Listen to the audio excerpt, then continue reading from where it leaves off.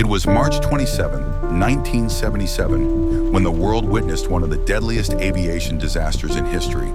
The Canary Islands, known for their beauty, became the setting for one of the most tragic and catastrophic accidents ever to occur in the skies.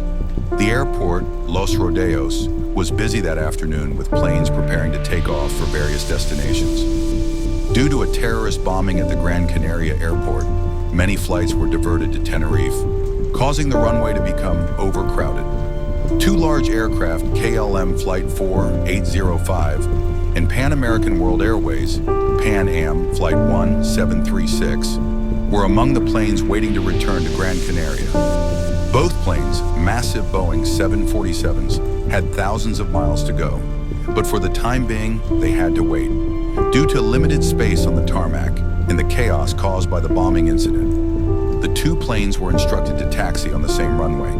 Both aircraft were waiting for clearance to take off, but there was a fatal miscommunication between the air traffic control tower, the flight crews, and the ground crews.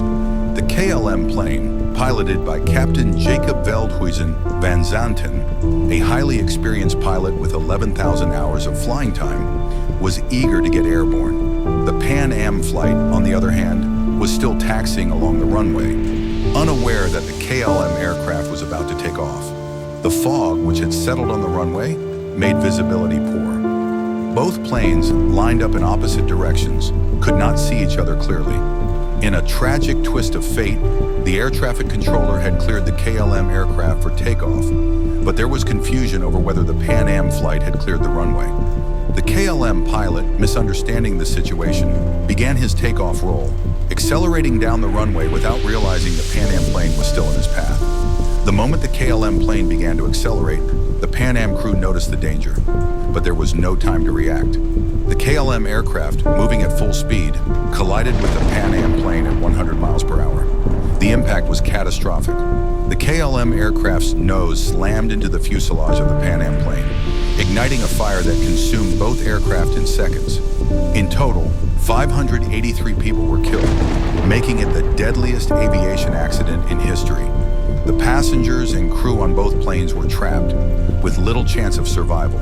The fire and smoke engulfed the planes within moments, and the intense heat made rescue efforts nearly impossible. Despite the overwhelming tragedy, the survivors' stories were a testament to human courage and perseverance. On the Pan Am plane, there were 61 survivors, those who managed to escape the flames before it was too late. On the KLM flight, there were no survivors, as the crash had been so sudden and violent that escape was not an option. The aftermath of the disaster led to significant changes in aviation communication protocols. The most significant change was the improvement of the way flight crews communicated with air traffic controllers. The disaster brought attention to the importance of clear, unambiguous communication and led to the implementation of standard phrases to avoid confusion. The Tenerife airport disaster remains a tragic reminder of the consequences of miscommunication in aviation. It stands as a somber monument to the lives lost that day and a turning point that changed how the world views air travel safety.